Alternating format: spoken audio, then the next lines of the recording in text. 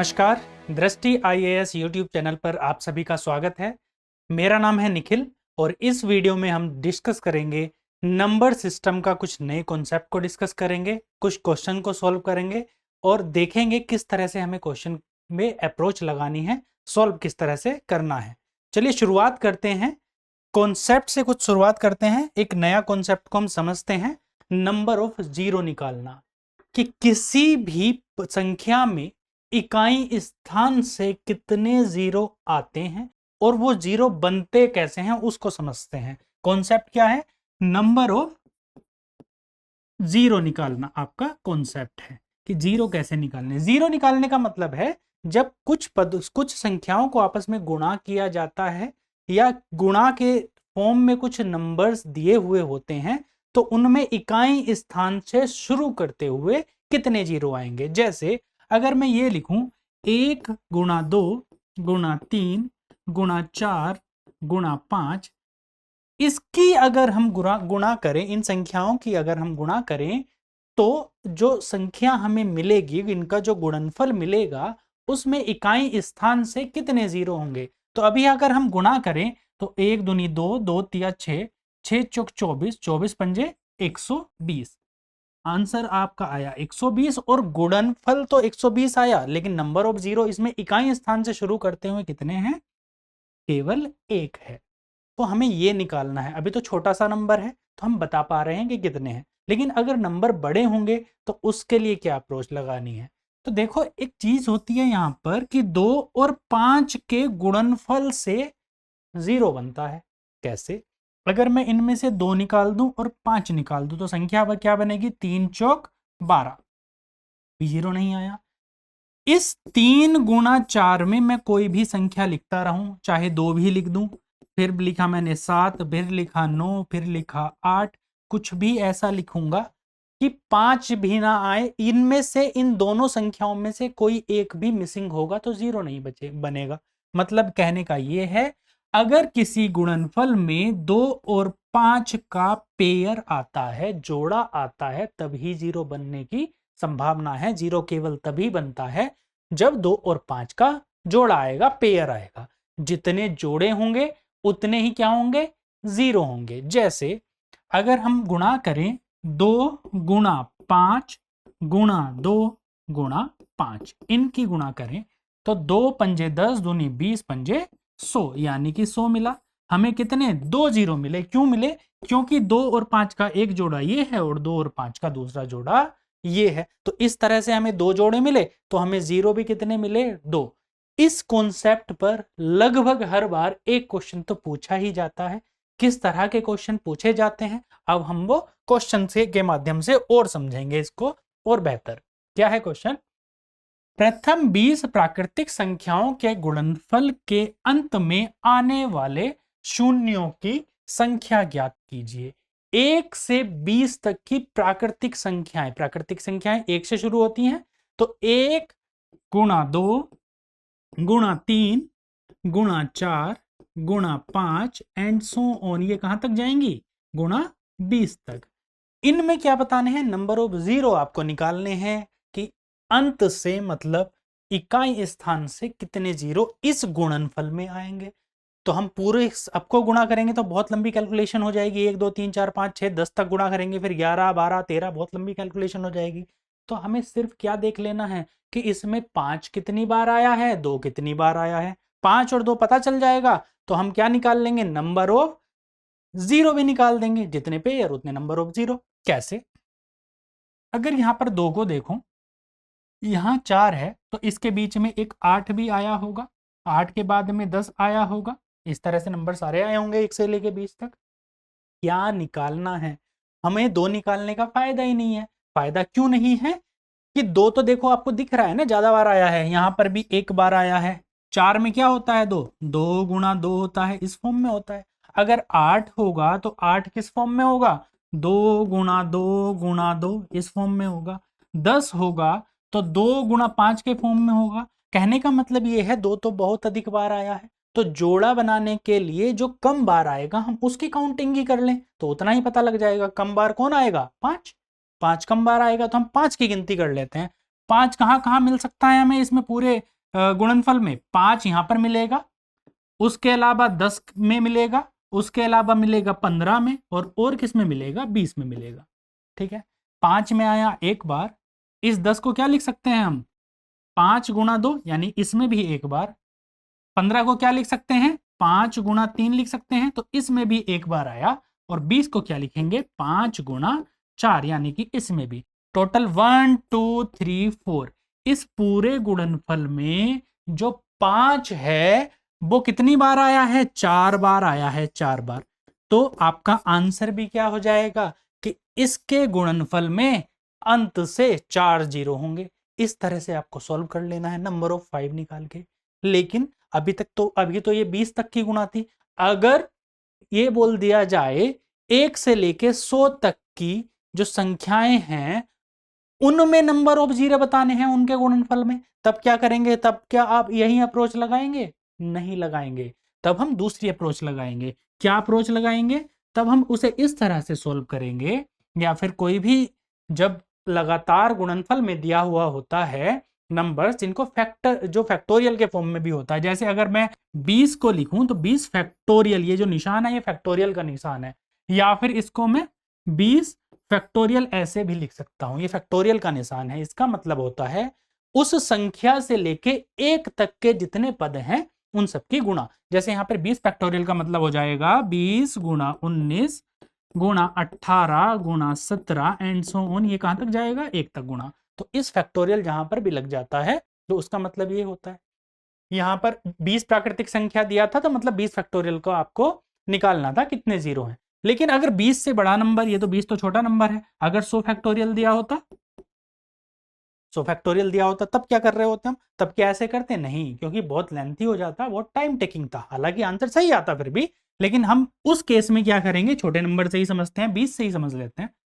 जो भी संख्या है फैक्टोरियल के फॉर्म में, मतलब जिसकी 1 तक गुणा हो रही है, बीच में कोई भी छूटा नहीं हो, तब हम क्या करेंगे? इसके फैक्टर करेंगे, टुकड़े करेंगे, गुणनखंड करेंगे। किससे? 5 से। 5 से गुणनखंड करेंगे, कितनी बार जाएगा ये? 5 चौक 20, 4 बार कटा। अब अगर मैं फिर से इस 4 को काटना चाहूं तो नहीं कटेगा, नहीं कटेगा, तो आपका आंसर भी कितना हो जाएगा? 4। तो यहां पर आपको आंसर मिला 4। लेकिन अगर नंबर बड़ा होता है जैसे कि 100, इसमें देखें कि 5 कितनी बार आया है, तो 5 से डिवाइड करेंगे, तो 5 से डिवाइड करेंगे, 5 दूनी 10 मिला 20। अब 20 तो 5 से कट जाएगा, 5 से काटो, कितनी बार कटा? 4 बार। 5 चौक 20। तो अब आपका आंसर, इसको ऊपर वाले को छोड़ देंगे क्योंकि इतने फैक्टर नहीं है। फैक्टर कितने हैं, गुणनखंड कितने हैं इसके? 20 और 4 यानी 24 बार। 20 प्लस 4 बार कुल क्या आया है आपका? 5। तो आपका इस केस में आंसर हो जाएगा 24। इस तरह से हमको इसको सॉल्व करना होता है। तो इस क्वेश्चन का आंसर हो गया 4। नेक्स्ट क्वेश्चन पर मूव करते हैं। क्या है? n बराबर 2 गुणा 4 गुणा 6 गुणा 8 गुणा 10 गुणा 100, n के अंत में कितने शून्य होंगे? अब देखो क्वेश्चन में क्या दिया है, इसमें दो सारी की सारी सम संख्याओं का गुणनफल दिया है। कहां तक? 100 तक दिया है। इसमें जीरो बताने हैं। तो हम क्या करेंगे, इसमें हम देखेंगे कि 5 कितनी बार आया है। 5 को कैसे निकालेंगे? 2 से लेके 8 तक आया नहीं, कहां कहां पर 5 मिलेगा हमें? 10 में मिलेगा, सारी की सारी सम संख्याओं में मिलेगा, क्योंकि ये सम संख्याओं की सीरीज है। तो 10 में मिलेगा, फिर मिलेगा हमें 20 में, फिर मिलेगा 30 में, फिर 40 में, फिर 50 में मिलेगा, फिर 60 में मिलेगा, ऐसे ही 70 में, फिर 80 में, फिर 90 में, और फिर 100 में। इन सब में हमें 5 मिल सकता है। ठीक है, इन सब में 5 मिलेगा। अब देखेंगे कितने 5 मिलेंगे। 5 दूनी 10, ये क्या होता है? 10 को क्या लिख सकते हैं? 5 गुणा 2 यानी एक बार आया। 20 को 5 गुणा 4 लिख सकते हैं, इसमें भी एक बार आया। 5 गुणा 6 लिख सकते हैं, इसमें भी एक बार आया।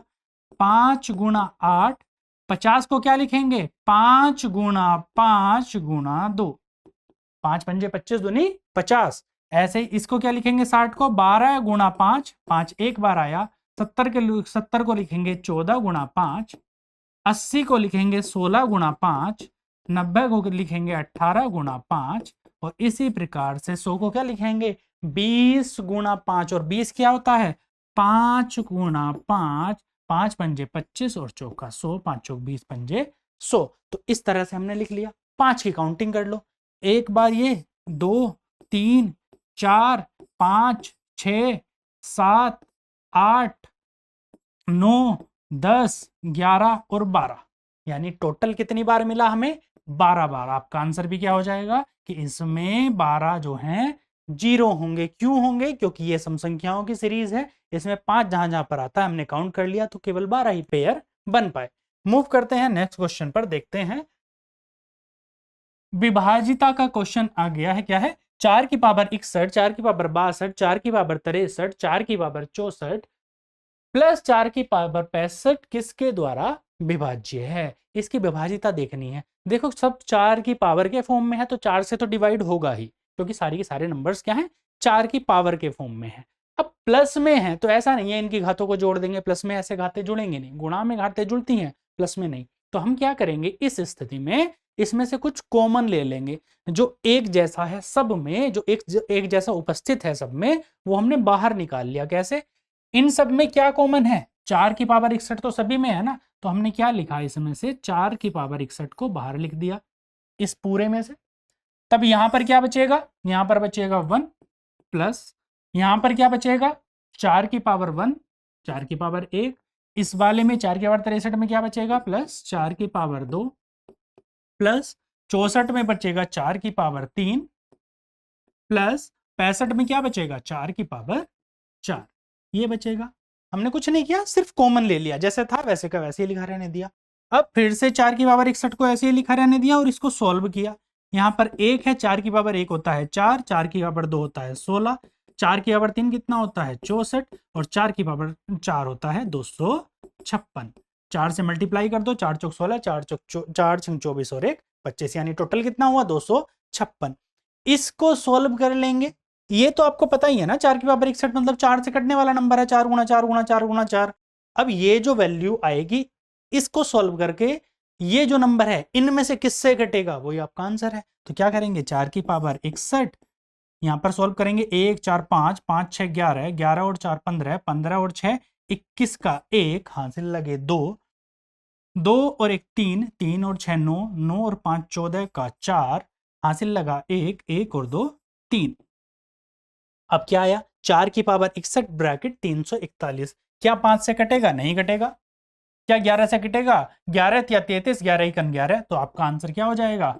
11। आपका आंसर क्या हो जाएगा? 11, यानी ऑप्शन डी, क्योंकि ये 341 किससे कट जाता है? 11 से। 11 या 33, 11 ही कन 11। तो आपको निकालना था, पावर के फॉर्म में थे, आपने कॉमन लिया, कॉमन लिया, अंदर वाला जो छोटा पार्ट अब बच गया इसको हमने सॉल्व कर लिया, ये जिससे डिवाइड हो जाएगा वही आपका आंसर है। मूव करते हैं नेक्स्ट क्वेश्चन पर, फोर्थ क्वेश्चन पर।